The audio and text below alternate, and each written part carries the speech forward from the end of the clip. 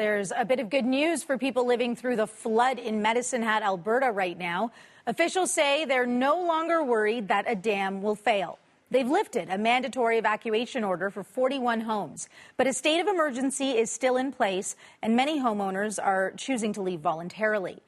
Brian Labby joins us now live from Medicine Hat. So, Brian, the dam is under control, but officials say they're not out of the woods yet. What are they most concerned about now?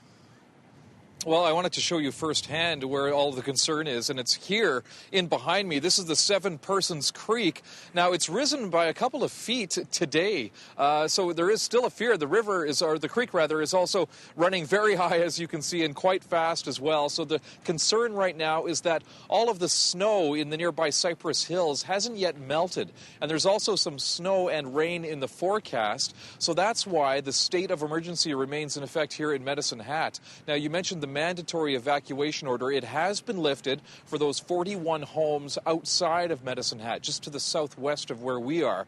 But the evacuation alert remains on for about 650 homes here in the Medicine Hat area. So people are saying that they really need to keep an eye on this creek to see what's going to happen. And that's why essentially they're not lifting this state of emergency just yet. So is there an explanation as to why this flooding has come earlier than usual this year? Yeah, it's simply based on the amount of snowfall that came down this past winter, double and in some cases triple in some of the areas in the Cypress Hills here in southeastern Alberta. Just so much snow over the past winter. So really that's what everyone is experiencing now, the snow melt and the spring runoff. That's what's creating so many problems for so many people here in Medicine Hat.